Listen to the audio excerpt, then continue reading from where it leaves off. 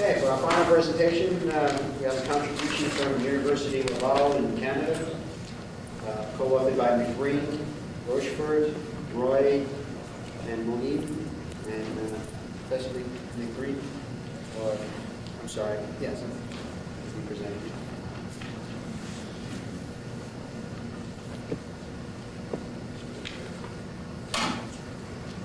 There's I changed the title at the top, essentially because the other talk ended up in a different symposium. But this subject, I think, is more appropriate for this particular session. It's basically a UHV study of metal format, ethyl format, and metal acetate on a nickel 111 surface. And we're studying it using infrared spectroscopy, that's reflectance spectroscopy, and thermal desorption spectroscopy. It's of some interest to methanol synthesis, I believe, because there's a two-step process where you can go from metal format through carbon formulation to give 2 molecules of methanol. Well, basically, I'm going to tell you what happens on a nickel 111 surface when you absorb this type of molecule. The reason we choose these systems, there were a number of reasons. There was quite a bit of work on molecules like formic acid, which gave good information. Here we have a variation on formic acid, somewhat more complicated.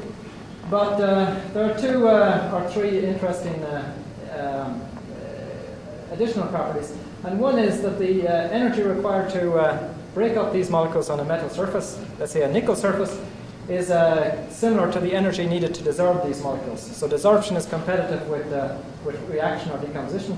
And the other example property, and I'll show you some results related to that, is that the heat of desorption, or effectively the heat of adsorption, is quite close to the barrier for rotational isomerization of these species and surfaces. And it actually gives some data that might be of interest in relation to the possibility of doing stereoselective catalysis on surfaces. And basically the other reason we study this type of molecule is that it's a mechanism perhaps of preparing reactive species on surfaces. In this case, for example, the formyl group. That's one thing that we could expect to happen. First of all, I'll show you some of the infrared data for the 3 molecules. And there are 2 important points to note here. These are the 3 different ester molecules. The red shaded bands are the carbonyl stretching vibrations, and these are for a multi-layer, a second layer, or maybe let's say a second layer of the ester molecule on the surface. So that's the carbonyl stretching vibration from here. This other red band is the carbon ester oxygen stretching vibration, and that again is in the second layer from the surface. These blue ones are the ones that come from the molecule which is chemisorbed on the surface. So essentially the carbonyl stretching vibration is shifted back in this direction on the surface, and the carbon ester oxygen vibration, this the one that's associated with this functional group, is shifted back in this direction. And these are quite significant shifts, and it's interesting to compare these shifts with what happens when organic chemists or inorganic chemists make adducts of these molecules with Lewis acids. In fact, if you make an addition compound of metal format or metal acetate or metal format or ethyl format with BF3 or BCl3, you get very similar shifts to what you see here. So the interaction with the surface is an interaction of the carbonyl lone pair with the nickel surface. You might ask, why do we choose nickel as a surface rather than copper, since copper is more appropriate as a catalyst for these types of molecules? Well, they stick more strongly to the nickel surface, so it's easier to study than in UHV. Basically, the 2 pieces of information we can get from these infrared spectra, initial piece of information, we can get information on the orientation of these ester molecules on the surface. They're perpendicular to the surface, and they're bonded via the carbonyl lone pair in much the same way as you would have in interaction with a Lewis acid.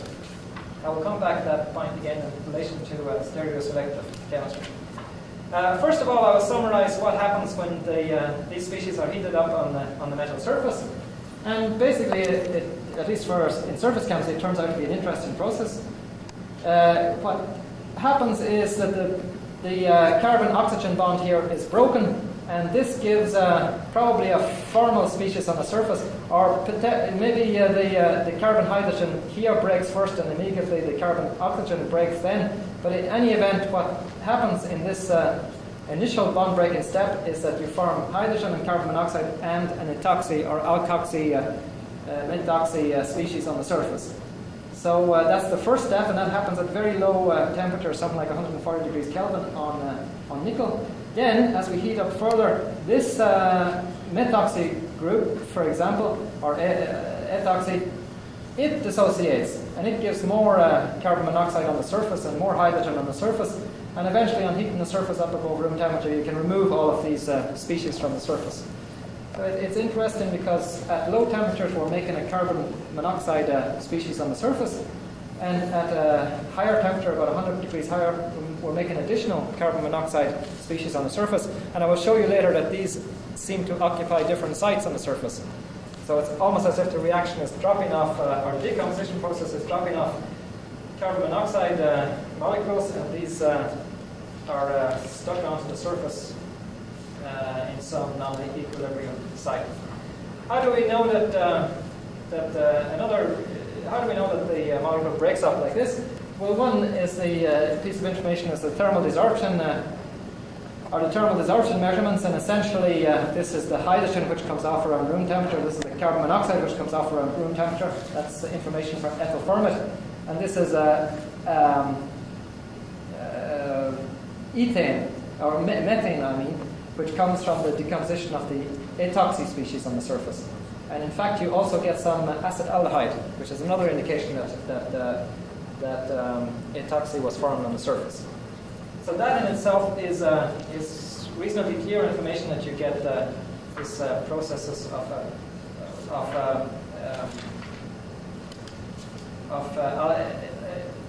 etoxy formation on the surface. But the infrared spectra give much more clear information. This is some spectra of the. Sorry about these titles in French. It's the infrared spectra of ethyl formate, and basically this is the chemisorb layer. As you heat it up to let's say 160 degrees, there's a growth of an alkoxy, this etoxy band on the surface. It's a characteristic OCH-CHC stretch. That's very characteristic of etoxy on metal surfaces. And simultaneously, there's a growth of these carbon monoxide species on the surface. And we can heat this up to room temperature and you remove the etoxy species from the surface. An additional piece of information to prove that there's etoxy on the surface is the CH stretching region, and it gives this CH stretching band, which is entirely characteristic of what you should see for etoxy on a nickel 111 surface. If you compare our data with data from Yates's group for ethanol adsorption, for example. Now I will show you much nicer data from metal format, and this sort of summarizes what I've been saying. You start off with a chemisorb layer, and as you heat it up to around 140 degrees Kelvin, that's not very high in temperature, there's a breaking of this carbon here and the ester oxygen bond to make the methoxy species on the surface, OCH3, which is characterized by this band here. And in sequence with that, you have the formation of carbon monoxide on the surface from this part of the molecule. And this carbon monoxide, as it increases in coverage from more decomposition on the surface and from eventual decomposition of the methoxy species, creates a very complex series of bands out here, which indicates that the carbon monoxide is occupying a range of different sites. Now, some of these carbon monoxide stretching frequencies are very low, and that might that worried us initially.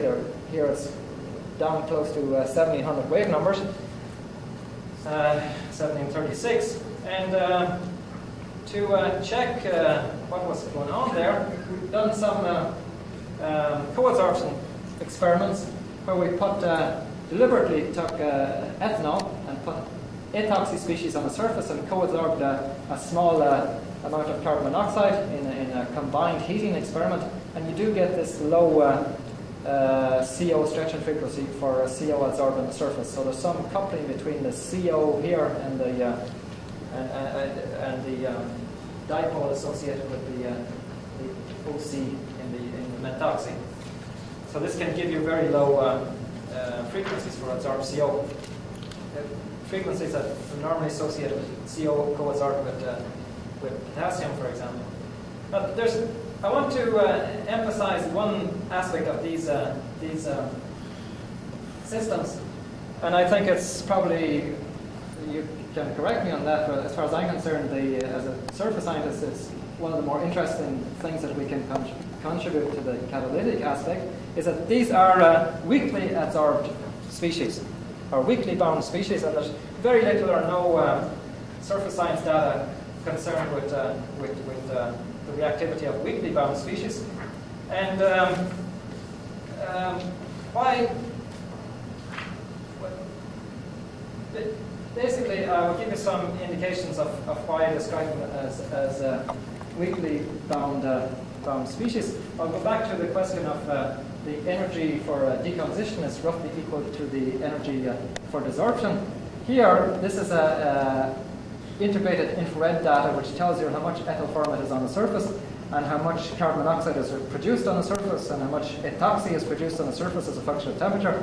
You can see, for example, that there's a build-up of etoxy here, and a plateau region where the etoxy is stable, then it decreases as you build up more carbon monoxide on the surface as you decompose the etoxy. And here in this region, there's combined desorption of ethyl format and decomposition to give adsorbed CO and etoxy on the surface. So it's sort of at the limit between desorption and decomposition on the surface. Another way of looking at that is that if you work at low exposures, let's say this is about a coverage on the surface of 50% of that required to make a monolayer, the interaction is totally dissociative. All of the ethyl format dissociates on the surface. Then as you go above this 50%, approximately 50% coverage, you begin to have molecular desorption, and eventually as you pass the monolayer level, you get multi-layer desorption. Essentially, I think what this is telling is that that to get dissociation on the surface, you need some free space on the surface, some maybe ensemble of sites on the surface to have dissociation. If you go above some critical coverage, then the molecule can prefers to desorb, since the desorption energy is quite close to that for decomposition.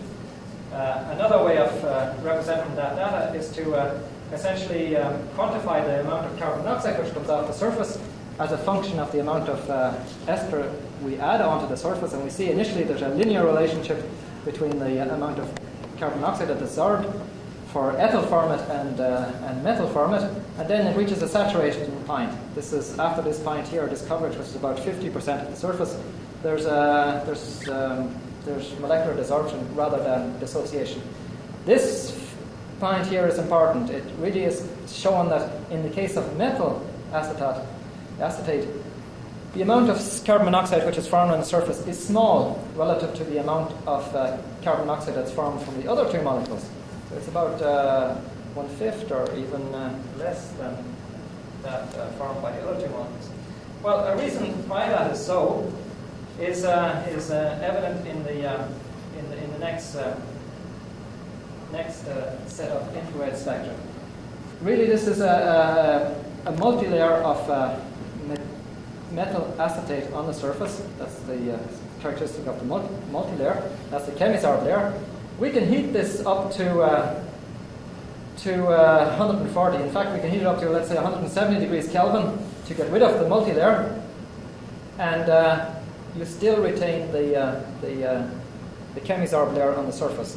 You can't do that with ethyl format or metal format. If you try this experiment with ethyl format or metal format, when you heat up to 170, you have decomposed the ester. In the case of metal acetate, it's possible to heat it up to this higher temperature. And the reason we think that we can do that is contained in the next piece of infrared data, which is reasonably complicated. Is here an estimate, just based on a visual inspection of the infrared intensities, of the amount of products we form on the surface from the 3 different molecules. Let's say we heat up the metal format to on nickel 111 to 210 degrees Kelvin. You get lots of CO on the surface and lots of methoxy, and here are the methoxy CH stretching frequencies. The same thing with ethyl format. You get lots of CO on the surface, in fact 2 different distinct forms here, and ethoxy on the surface. But in the case of metal acetate, there are a much smaller amount of products, and also the spectrum is more complicated. There's still some metal acetate which remains intact on the surface at this temperature. And secondly, there's a new peak which goes in here, and just by fingerprinting and comparing it to data from other people's work, this is most easily associated with an aceto species, CH3CO bonded to the surface. So what this is telling us is that in the case of ethyl format, or metal format for example, probably what's happening is the first step is we break this CH bond, and immediately the CO bond is broken, and that makes carbon monoxide and methoxy on the surface. In the case of metal acetate, it's harder to break this bond here, and the breaking of this bond is competitive with the breaking of the breaking of this bond is competitive with the breaking of this bond, so that we get both almost simultaneous branching, where we form, let's break this bond here and we make the acetyl species on the surface, or the fact that we have this acetyl species on the surface means that it has been harder to break this bond than it is to break this CH bond.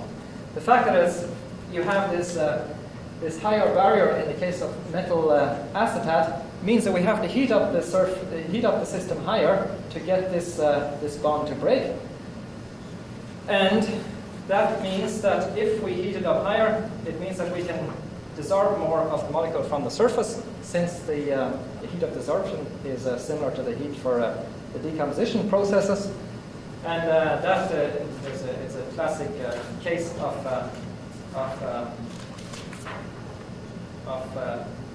the system having a choice to either desorb or to cross some reaction barrier here into chemisorb species on the surface. And because this barrier is higher in the case of metal acetate, this barrier is higher, then the probability for desorption is very competitive with probability for decomposition. Just to finish that section, the logical extension of this work on these weakly bound species is to work at higher pressures, and we built a reaction cell system where we can do infrared in situ and then do thermal desorption in this UHV system here. And we're at that stage right now. And we hope in that case to go to working on copper crystals. If I have... okay, I'll just show you the data which shows that there is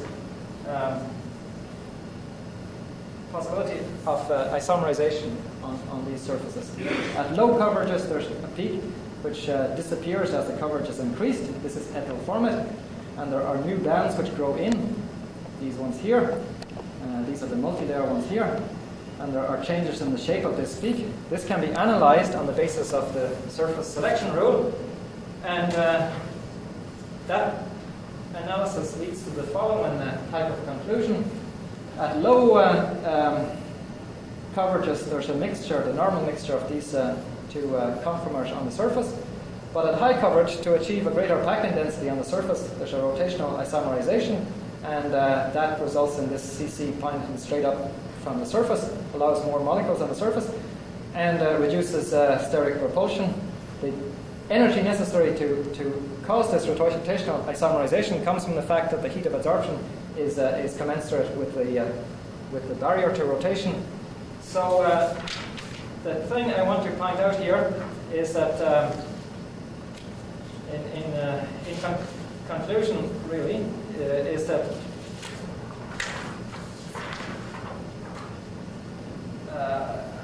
with respect to this isomerization business, is that the infrared spectra show that these molecules interact with the nickel surface as they would with a Lewis acid. And in organic chemistry, there's been a lot of interest in the use of of Lewis acids to induce stereoselective attack on the carbon here in carbonyl compounds. And there has been some work by Blazer in Switzerland and by Peter Wells in England related to the catalysis in the hydrogenation of keto esters on, I think, platinum, on alkali modified platinums and nickel catalyst. And this suggests that you can have an antioselective catalysis in heterogeneous catalysis. And I think that if we go to some more bulky and complex ester molecules, we may be able to get some data related to this type of catalysis. Thank you very much.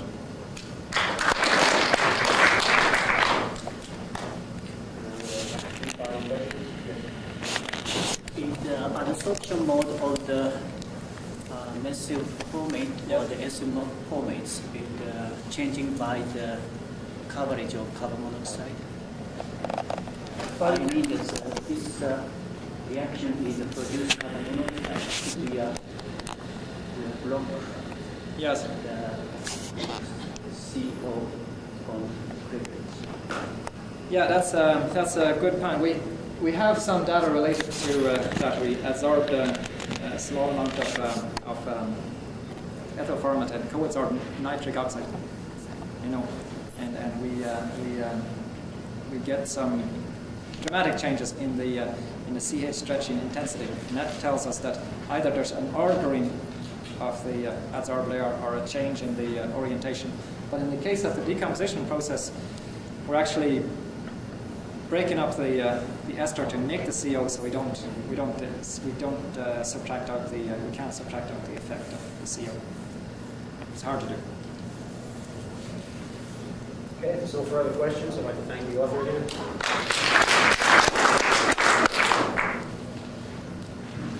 Okay, a few final words.